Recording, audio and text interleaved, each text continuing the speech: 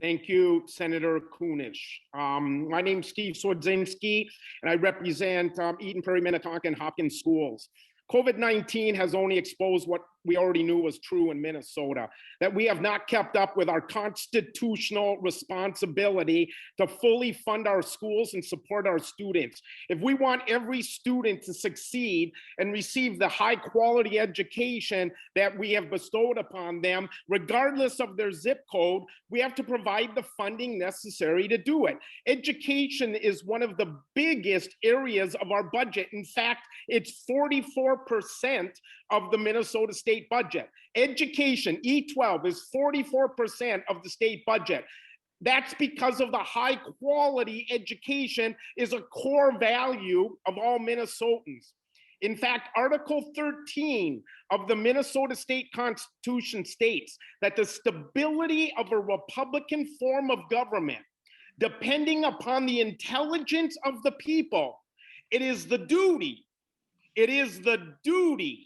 of the state legislature to create a general and uniform system of public schools.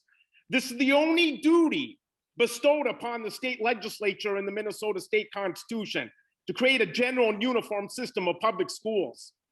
Unfortunately, the state has been underfunding education for well over a decade, in fact, for almost 2 decades now. And it is time we start taking the steps in the right direction to support our students, to be there for them, to help them discover their purpose in life. This pandemic has brought on so many new challenges. We remain in a public health emergency.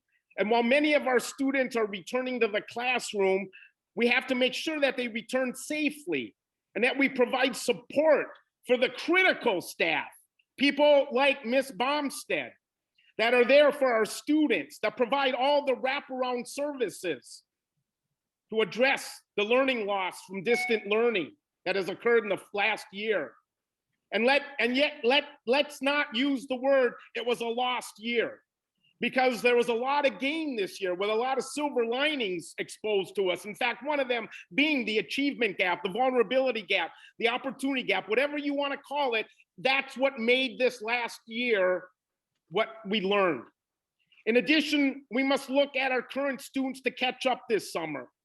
We are looking at a variety of programs to support our schools and to support our students in the coming months. When the state fails to keep up its funding commitment to our schools, more and more of the burden falls on local taxpayers and the reliance on school districts to try and pass another referendum. This only creates a patchwork system where students in neighboring districts may have completely different experiences than the neighboring district. These are not a sustainable path toward for ensuring students' success, and will create a system of haves and have-nots.